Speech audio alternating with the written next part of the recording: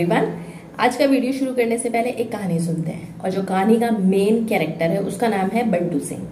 बंटू सिंह की लाइफ में 3 स्टेजेस हैं जो कि बड़ी इंपॉर्टेंट हैं, या बोलना चाहिए कि उसकी लाइफ के कुछ गोल्स हैं। अब ये जो बंटू सिंह है ना, ये रहता कहाँ है? ये बेसमेंट में रहता है, नीचे रहता है, मतलब जमीन पे भी नहीं है, उसका घर अंडरग्राउंड में है। तो वो सोचता है कि थोड़ा बड़ा हुआ तो वो ऊपर आने लगा, मतलब ग्राउंड फ्लोर पे आने लगा।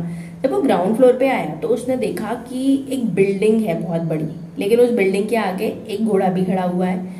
तो वो उस बिल्डिंग को देखता था। जब उसकी थोड़ी और बड़ा हुआ तो उसकी नजर कहाँ तक जाती थी? बिल्डिंग के मिड तक। और उस मिड वाले पार्ट पे ना बड़े ही इंटरेस्टिंग से पोस्टर्स लगे हुए थे खाने पीने की चीजों के। तो वो सोचने लगा कि अभी तो मैं छोटा हूँ, लेकिन जब मैं बड़ा हो जाऊंगा, जब मैं लंबा हो जाऊंगा, तो मैं इस घोड़े पे, या उसमें बोला इस पॉनी पे, पॉनी क्या होता है? घोड़े का ही एक मॉडिफिकेशन होता है, कि मैं इस पॉनी पे चढ़ के और इस मिड वाली बिल्डिंग तक तो पहुंच ही जाऊंगा और जो भी मुझे चाहिए वहां से ले लूंगा। और फिर वो ये भी सोचने लगा कि जब मैं और बड़ा हो जाऊंगा तो जो मिड बिल्डिंग से भी ऊपर जो हाईएस्ट पार्ट है, वहां से जो भी सामान मुझे अच्छा लगेगा वो लेके आऊंगा। कहाँ लेके जाऊंगा? अपने घर में। घर कहाँ पे है? बेसमेंट में। अब भाई ये जो पूरी कहानी चल रहा है, इस कहानी में हमारा ब्रेन स्टेम कहाँ गया?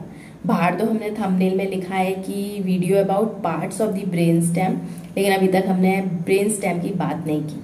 तो आपने ध्यान दिया कि जो हमारा मेन कैरेक्टर है उसका नाम क्या है? उसका नाम है बंटू सिंह। बंटू सिंह का फुल फॉर्म क्या हुआ? Brain stem.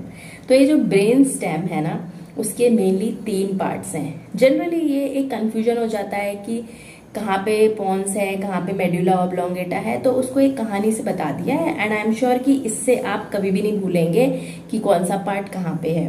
तो ये जो बंटू सिंह है, जो हमारा ब्रेन स्टेम है, अभी वो छोटा है, बच्चा है ना। फिर वो ये सोच रहा है जब मैं लंबा होऊंगा तो मैं पौनी पे चढ़ के उससे मिलके मिड वाले पार्ट तक जाके मुझे जो चाहिए वो ले लूंगा, और बड़ा होऊंगा तो मैं और ऊपर वाली जगह से सामान लाके बेसमेंट में दे दूंगा।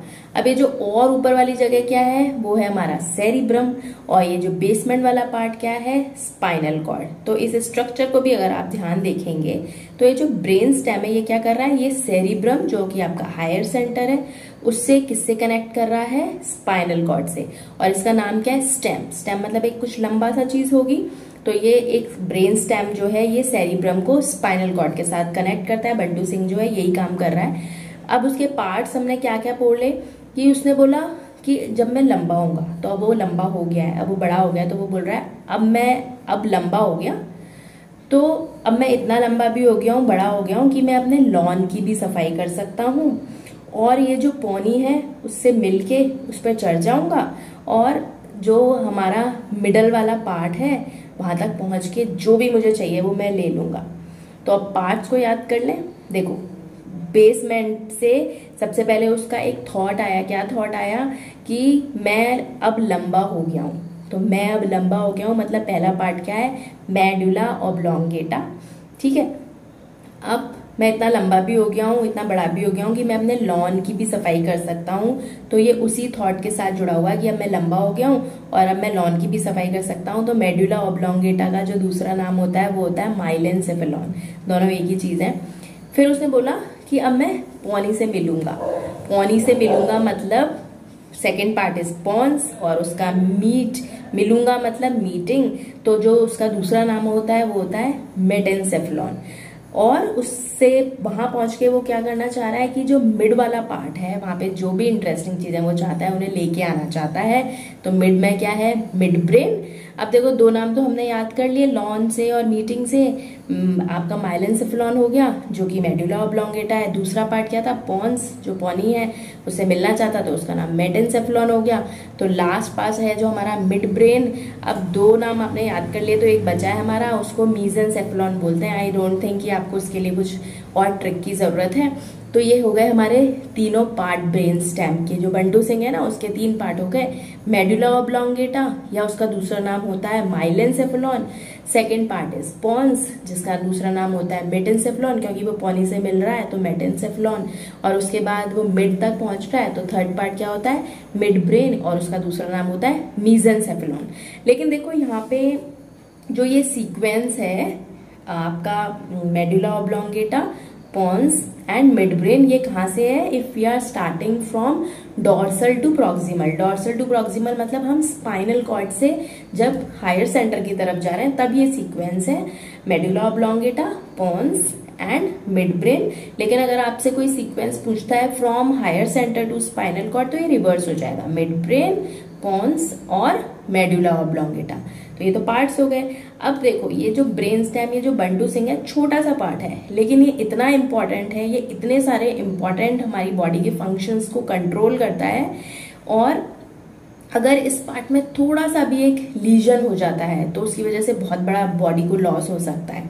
अब हम देख लेते हैं कि ब्रेन स्टेम ओवरऑल क्या क्या करता है। तो ओवरऑल तो ये हमारे जितने भी you think of any important function of the body like consciousness, breathing, heart rate, आपका विजन है, ऑल्फैक्शन है, हियरिंग है, इक्विलिब्रियम है, ये जितनी भी सारी हमारे इंपॉर्टेंट फंक्शंस है बॉडी के, ये सब के सब जो है ब्रेन स्टेम से कंट्रोल होते हैं।